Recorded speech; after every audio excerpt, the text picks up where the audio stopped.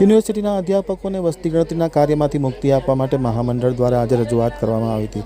સરકારને રજૂઆત કરી હતી કે જો અધ્યાપકો વસ્તી ગણતરીનું કામ કરશે તો શિક્ષણને વ્યાપક અસર પડશે તેવી ચિંતા વ્યક્ત કરવામાં આવી હતી।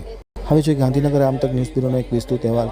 વસ્તી ગણતરીના કાર્યની શરૂઆત ગુજરાતમાં આગામી માસમાં થનાર છે, ત્યારે ખાસ કરીને વસ્તી ગણતરીના કાર્યમાં અધ્યાપકોને નહીં જોતરવાની માગણી મહામંડળ દ્વારા કરવામાં આવી છે। આજે મહામંડળના પ્રદેશ અધ્યક્ષ દ્વારા સરકારમાં વિસ્તૃત રજૂઆત કરવામાં આવી હતી અને અધ્યાપકોને આ વસ્તી ગણતરીના કાર્યમાંથી મુક્તિ આપવાની માંગ કરવામાં આવી હતી।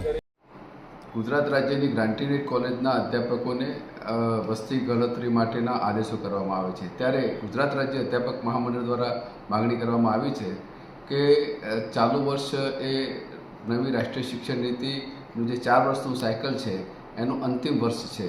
2026-27ના વર્ષમાં વિદ્યાર્થીઓ રાષ્ટ્રીય શિક્ષણ નીતિના ચોથા વર્ષ જે કહેવાય એ ખૂબ જ અગત્યનું વર્ષ છે અને એમાં પ્રવેશ પામવાના છે। ત્યારે અધ્યાપકોને આ પ્રકારની કામગીરી સોંપવામાં આવશે તો ચોક્કસથી શિક્ષણ ઉપર અસર થઈ શકે છે। ત્યારે અમે માગણી અને વિનંતી કરીએ છીએ કે હાલ પૂરતા અધ્યાપકોને આ વસ્તી ગણતરીની જે કામગીરી કરવા માટે કાર્યવાહી માટે આદેશો કરવામાં આવે છે તેમાંથી મુક્ત રાખવામાં આવે।